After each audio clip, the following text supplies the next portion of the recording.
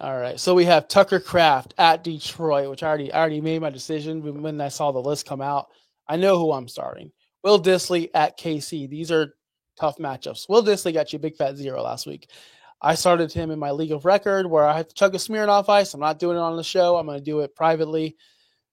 F you, Will Dissly. You really scared me on that one. And you got iced twice this year? I got, Three?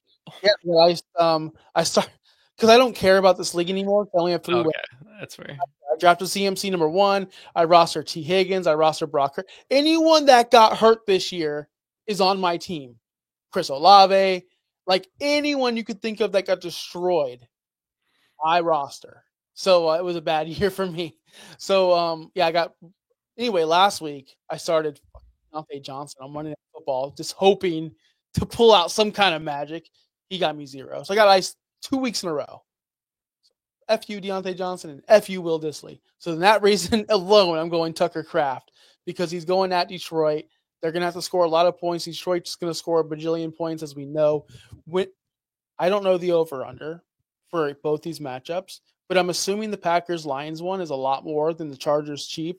Justin, if you could look that one up real quick. That's where I'm basing this decision on. And not only that alone, Tucker Kraft has been the more explosive tight end throughout the entire season. Will Dissly can have his 0 catch games as we saw last week. Tucker Kraft is a guy who was drafted in the same class as his freaking teammate. I think it's Musgraves. And it's a situation where what was it? What's his name? Hayden Hurst was drafted first for the Ravens, and then Mark Andrews was drafted later. Mark Andrews just took it over. Tucker Kraft is just taking it over. Double-digit points in the past 2 weeks. He did give you a 0 burger in week 11 when I just told you he wouldn't do that. But he did do that against the Bears. 0 catches, 1 target. That's trash. But other than that, double-digit points since week 7 and every single week except for week 9 and 11. He played Detroit in week 9, had 6 targets, 4 catches, only scored 7.6. I understand that's trash. I totally understand that. They are playing Thursday night. Again, I hate Thursday night matchups. Dobbs might be back, but Dobbs might not be back. That's the situation you want to monitor because that's going to open up more targets for Tucker Kraft. Kraft had 7 targets against Miami, 6 catches, 78 yards, no touchdowns. Actually hasn't scored a touchdown since week 8. I would say he's due. I'm all in on Tucker Kraft this year. I'm all in on Tucker Kraft this week against Detroit. I'm staying away from Will Dissly and the Chiefs. I just am because I don't like that matchup. I don't like that situation. And I think Will Dissly can disappear because he has. He hasn't been a consistent player throughout the entire season like Tucker Kraft has. I have a feeling we're going to agree on this one. So, to answer your question, the Packers-Lions game is the over-under is 51.5.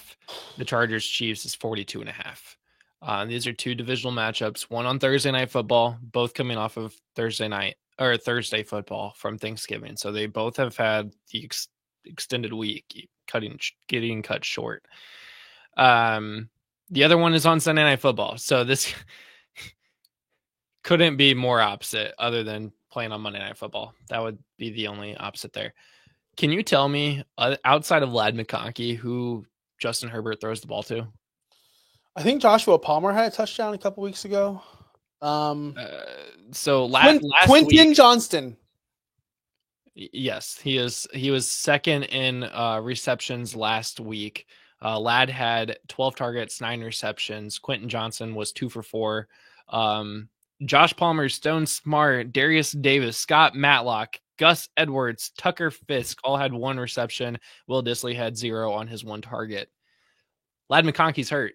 He might not play this week. He got hurt in the last game.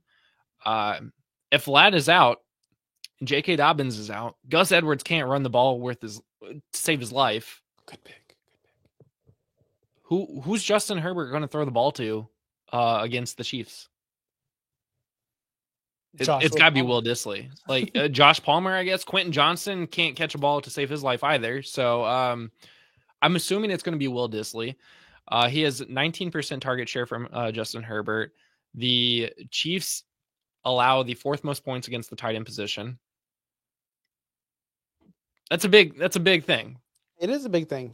We also talk about not liking to play Thursday Night Footballs, especially in like when it's not the elite crop of the elite crop.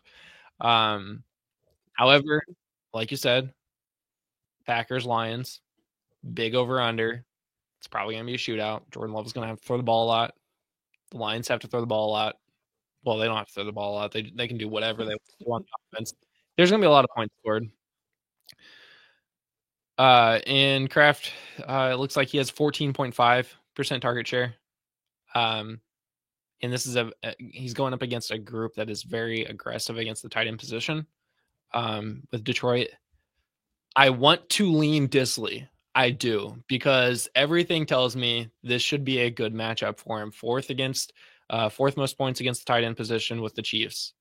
19% target share with Herbert, with Ladd McConkey in the lineup. If Ladd's hurt, this looks great. This looks great for Disley. However, man, Kraft has just been killing it, and I think you said, I mean, you did say it. We're probably going to agree on this one. These two are pretty close. In the rankings this week, Kraft has just been more accessible. I think this really comes down to which wide receiver is going to play, which ones don't. Does both Dobbs and Ladd McConkey play this week?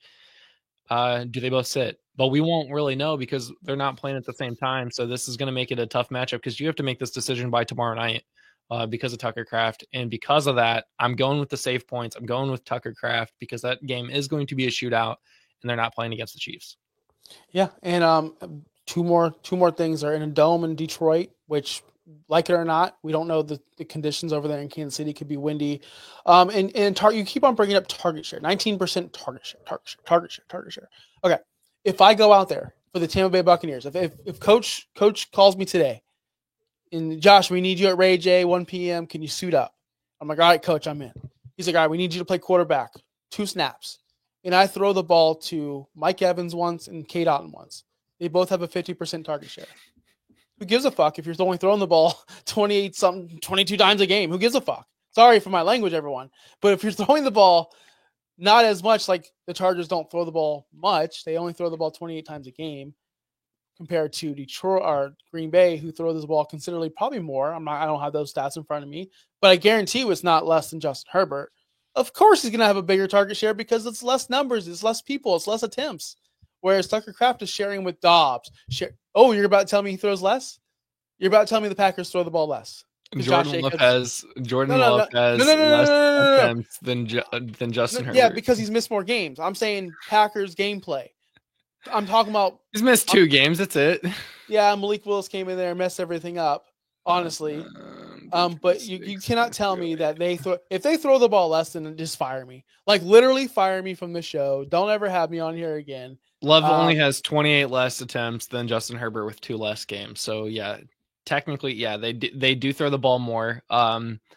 Let's not forget that the offense for the Chargers has completely changed since week 6 after their bye. They've only thrown the ball less than 30 times 3 times. One was 27, one was 18 against the Tennessee Titans, and one was last week with 23 attempts. Every other time has been 30 plus more times.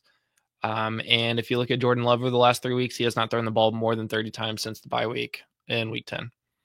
So I don't know what that means, but all I can tell you is the Chargers throw the ball a lot more than you think they do. They have. They've thrown it. They have.